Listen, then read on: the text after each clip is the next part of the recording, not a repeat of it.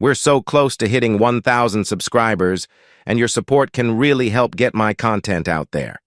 Thanks, hi Reddit. This is my first time posting, but I've been lurking for a while. I always thought I'd never be the guy to share something like this publicly. But I guess we all hit that point eventually, right? I need to get this off my chest because it feels like I'm living a nightmare. Here's the backstory.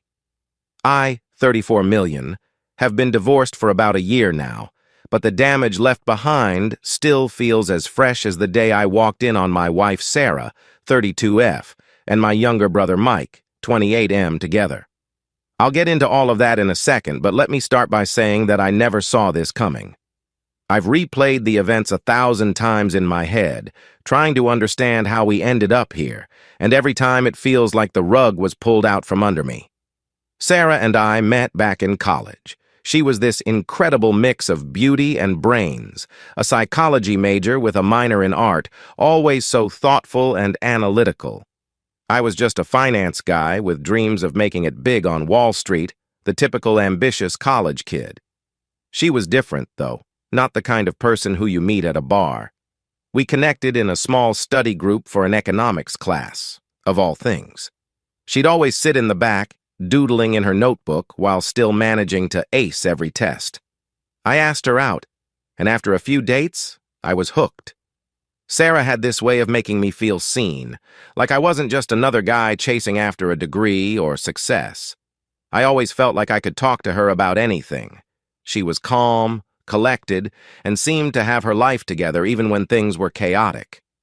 I fell hard and fast. Within 2 years of dating, I proposed.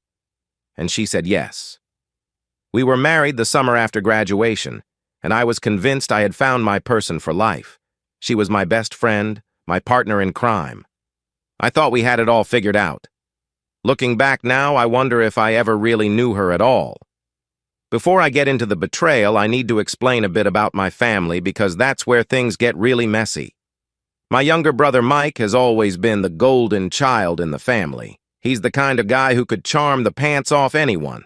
If you didn't know him, you'd think he was the most charismatic, fun-loving guy in the world. He was the star athlete in high school, always had a string of girls following him, and everything seemed to come easy for him. Meanwhile, I was the older brother who followed the rules, got straight A's, and did everything I could to make my parents proud. But no matter what I did, it was like Mike could do no wrong in their eyes. He'd screw up, get into fights, or come home with terrible grades, and my mom would brush it off as just boys being boys. My dad was a little more distant, but he never held Mike accountable either. They all seemed to think he was special in some way, that he was destined for great things, even though he never really tried at anything. I used to resent it a little, but I got over it as we grew older. I focused on my own life. I worked hard, got into a good job, married Sarah, and settled down.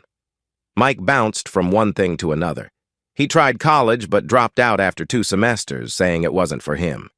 Then he moved out to California for a while to find himself, which mostly involved surfing and partying. After a few years of doing nothing with his life, he moved back home.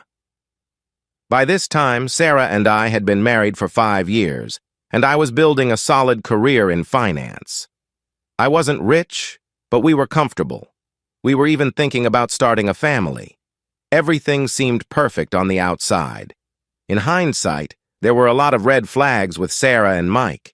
They always got along really well, which I thought was great. Sarah didn't have any siblings, and Mike was a big part of my life, so I figured it was nice that they were friendly. Whenever we had family gatherings or went on trips, the two of them would talk a lot, laugh at each other's jokes, and hang out. I never thought anything of it. Sarah had always been a bit flirty, but that was just her personality. She could make friends with anyone, and I loved that about her. But about 2 years ago, something started to feel off. She became more distant, spending more time on her phone, more time out with her friends, and more time at work. I noticed she was texting a lot, but she always brushed it off as work-related or chatting with her girlfriends. I wasn't suspicious. Why would I be? I trusted her completely. I did notice, though, that she and Mike were spending more time together without me. At first, it was innocent stuff.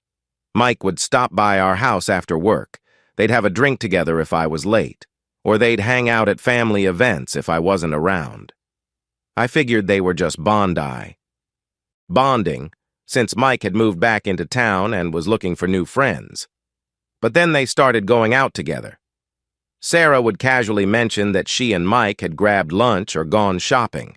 Sometimes they'd hang out while I was working late or away on business trips. I wasn't thrilled about it, but I didn't think much of it. Mike was my brother, after all, and Sarah was my wife. The two people I loved most in the world. What could possibly go wrong? Then came the day that shattered everything. It was a Thursday.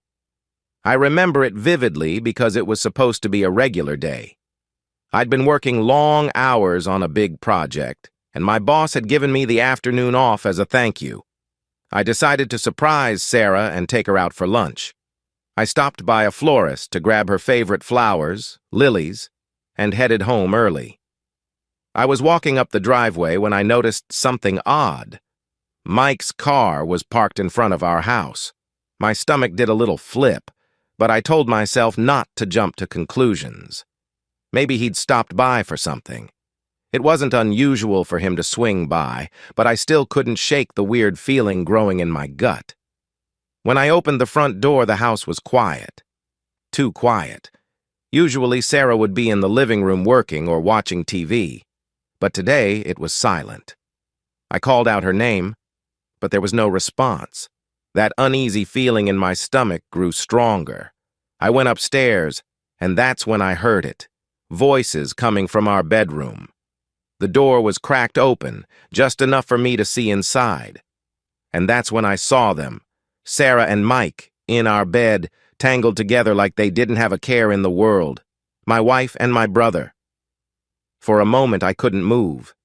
It was like my brain couldn't process what my eyes were seeing. I felt sick. I must have made a sound because Sarah looked up and saw me standing there.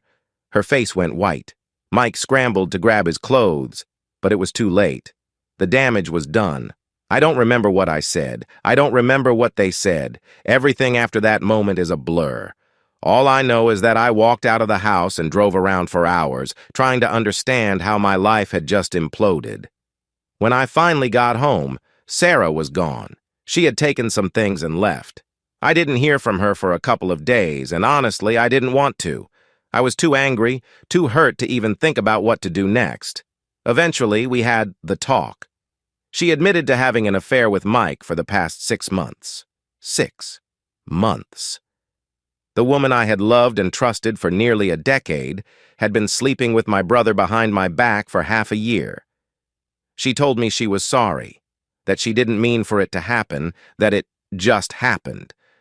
But there was something else. She was pregnant. My heart stopped. The timeline of the affair meant that there was no way the baby was mine. It was Mike's. My wife was carrying my brother's baby. I don't think I've ever felt a pain as deep as I did in that moment. I wanted to scream, to cry, to break something. But all I could do was sit there in silence, trying to comprehend how everything in my life had gone so wrong. We divorced, of course. It was an ugly, painful process. Sarah moved in with Mike, and a few months later, they had their son. Meanwhile, I was left picking up the pieces of my shattered life. My family, though? They acted like nothing had happened. My mom even threw a baby shower for Sarah and Mike. I wasn't invited. That brings me to my family. You'd think they'd be on my side, right? After all, my wife cheated on me with my own brother, the one person who should have had my back. But no, my family chose Mike. I tried talking to my parents about how hurt I was, about how much this betrayal had wrecked me. But they brushed it off. My mom told me, Mike has always struggled with boundaries, as if that excused what he had done. My dad didn't say much, as usual, but he didn't take my side either. They didn't want to upset Mike or make things awkward for him. They didn't want to lose access to their new grandchild. I was expected to just get over it and move on. They even had the audacity to invite me to family events where Sarah and Mike would be present, expecting me to smile and act like everything was fine. As if I could sit at the same table with the two people who had betrayed me in the worst way possible. I cut them off, all of them. My parents, Mike, Sarah. I stopped attending family gatherings, stopped answering their calls. I wasn't going to pretend that everything was okay when it wasn't. I needed to protect myself from the toxic environment they were creating. The past year has been the hardest of my life. I've struggled with anger, depression, and a deep sense of betrayal. I'm in therapy now, trying to work through the mess of emotions that this whole situation has stirred up. It's a slow process, but I'm getting there. I've also started rebuilding my life. I moved to a new city, started a new job, and made new friends. I'm trying to focus on myself for the first time in a long time. It's not easy, and there are days when I still feel the weight of everything that happened. But I'm learning to let go of the anger and bitterness, even if I'll never be able to fully forgive. As for Sarah and Mike, they seem happy with their little family. They post pictures on social media like they're the perfect couple, like nothing ever happened. But I wonder how long it will last. Mike has always been a selfish, reckless person, and I wouldn't be surprised if he cheats on her too. Maybe karma will catch up with them eventually.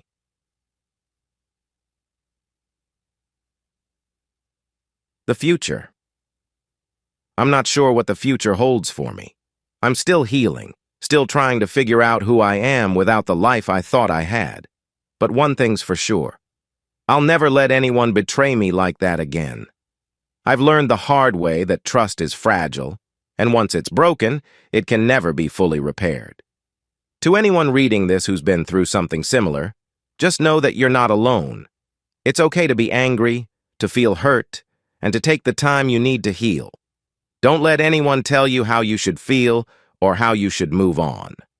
Do it at your own pace.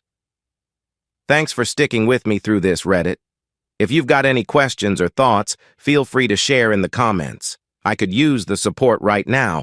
And yeah, don't forget to like, share, and let me know what you think.